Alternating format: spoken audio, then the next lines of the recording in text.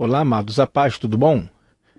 Vamos continuar hoje falando sobre a estrutura do Reino de Deus, parte 4. O Reino de Deus tem como sua estrutura rei, governo, povo e território. E nós falamos sobre isso na última aula e nós paramos aqui, em Gênesis capítulo 28, versículo 14, aonde eu disse que a tua descendência será como o pó da terra, estender-te-ás para o ocidente e para o oriente, para o norte e para o sul.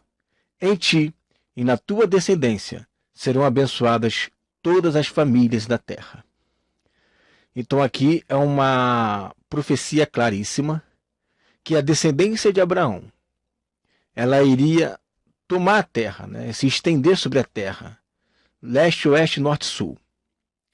E essa descendência iria abençoar, né, todas as famílias da terra. Né? A sua descendência será como o pó da terra. Em ti e na tua descendência serão abençoadas todas as famílias da terra. Então, há necessidade de nós entendermos aqui que existe uma profecia que fala que existe uma descendência, e essa descendência ela vai abençoar um outro grupo de família na terra.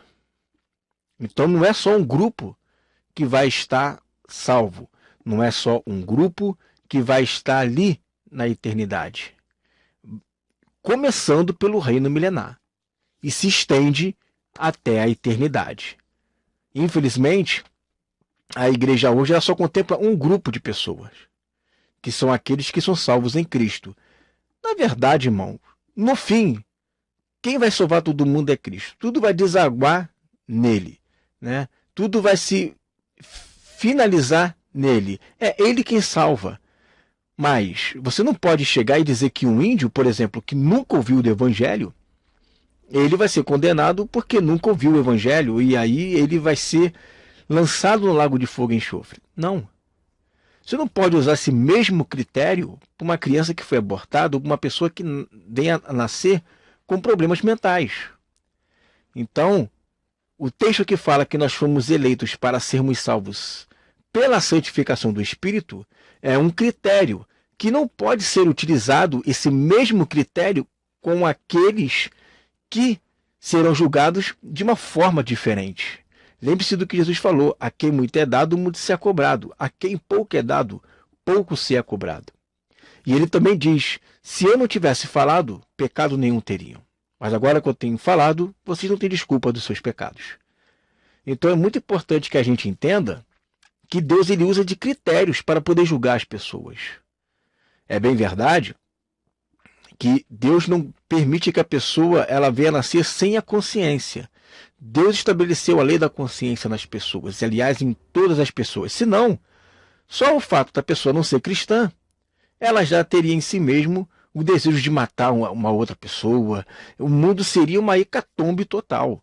Afinal de contas, se Deus não colocasse uma lei da consciência que nos acusasse dia e noite do que é certo e do que é errado, mesmo ela não tendo Cristo, ela hoje consegue manter uma vida a qual muitas das vezes se assemelha até ao cristianismo. Só falta o principal, que é Jesus.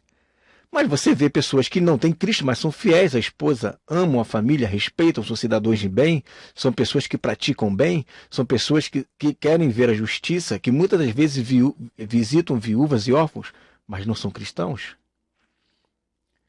Que leis estão seguindo? Que depravação total é essa? Que depravação total moral é essa? Eu não acredito numa depravação total moral. Se houvesse uma depravação total moral, o diabo estaria fazendo a festa. Ele não faz por quê? Porque Deus colocou uma lei no coração de todo mundo. Através dessa lei, alguns se inclinam a fazer o bem, porque isso os acusa. Outros, mesmo essa lei os acusando dia e noite, ela mesmo assim, ela se inclina a fazer o mal. Então Deus tem um critério para julgar uns, e Deus tem um outro critério, que é superior, para julgar aqueles que, além de ter essa lei, tem a lei do Espírito, que é o que nos conduz. Ok? Eu dei aqui apenas uma pincelada, mas faz parte dessa aula, que é quando eu falo sobre a criação. E aí tá, ó, o texto aí que fala sobre a criação está em Romanos, no capítulo 8, versículo 19 e 21.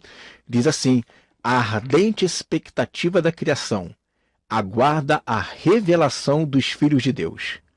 Pois a criação está sujeita à vaidade, não voluntariamente, mas por causa daquele que a sujeitou, na esperança de que a própria criação será redimida do cativeiro da corrupção, para a liberdade da glória dos filhos de Deus. Então aqui você observa duas dimensões, aliás, três: Deus, né? E aí você vê os filhos de Deus e você também vê a criação.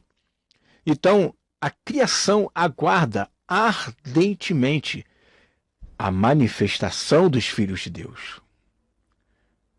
Quando os filhos de Deus se manifestarem, ou seja, manifestar os 7 Espíritos de Deus, no momento em que Jesus se batiza e desce sobre ele a pomba que representa ali o Espírito, naquele momento começa o ministério dele. Por quê? Porque acende os 7 Espíritos de Deus ali. Acende os 7 Espíritos. Ali ele se torna maduro, ali ele se torna um varão aperfeiçoado. Quando esses mesmos 7 Espíritos que habitam em nós, porque esse Espírito habita no Espírito de Jesus, e nós temos o Espírito de Jesus, nós temos o Espírito de Cristo. Quando esses 7 Espíritos se manifestar em nós também, nós nos tornaremos semelhantes a Jesus e haverá uma revelação dos filhos de Deus. Essa revelação dos filhos de Deus vai fazer com que a própria criação, que está sujeita à vaidade, não por conta da sua própria vontade, tá? Mas por causa daquele que a sujeitou, ela será redimida do cativeiro. Isso se tem início no finalzinho da última semana de Daniel e tem a sua plenitude no reino milenar. Que aí toda a criação realmente de fato será liberta, tá? Mas ela tem o seu início na revelação dos filhos de Deus. E aí será uma liberdade para a glória dos filhos de Deus. Essas 4 dimensões, ela está também expressa no próprio cotidiano nosso. Como eu falei, as 4 dimensões são rei, governo, povo e território. Então você tem rei, Deus; governo, Adão e Eva; povo, os filhos; território, a terra. Você vê isso na família: o rei, o pai, que é o kefalê, a cabeça; o governo, a mãe; o povo, os filhos; e o território, a casa. Você vê isso no país: presidente, o rei; ministros, o governo; povo, nação; território, parte geográfica do Brasil, né? O comércio, o dono; governo, funcionário; povo, clientes; território, loja. Em toda a esfera, tanto horizontal como na vertical, você observa que existe essas 4 dimensões. São protótipos dessas 4 dimensões. E olha o que diz o Salmo capítulo 33, versículo 12 e 14. Feliz a nação cujo Deus é o Senhor. Aí o pessoal pega esse texto e coloca como assim: feliz a nação cujo Deus é o Senhor. Tomara que Deus seja o Senhor da nossa nação. Amém, eu também torço muito para isso, tá? Porém, esse texto aí, ele é muito mais além disso. Observa, olha só o que diz o texto: feliz a nação cujo Deus é o Senhor e o povo que ele escolheu para a sua herança. Ou seja, quem Deus escolheu, quem Deus elegeu, quem Deus predestinou, quem Deus ele fez o chamado, quem Deus escolheu. Nós, o Israel de Deus. Então, feliz a nação cujo Deus é o Senhor, e mais quem? E o povo que ele escolheu para a sua herança.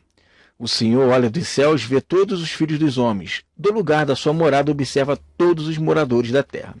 Então você vê aí nação, os povos; Deus, o rei; o povo que ele escolheu para a sua herança, que é o seu governo; e a terra, o território. Tá?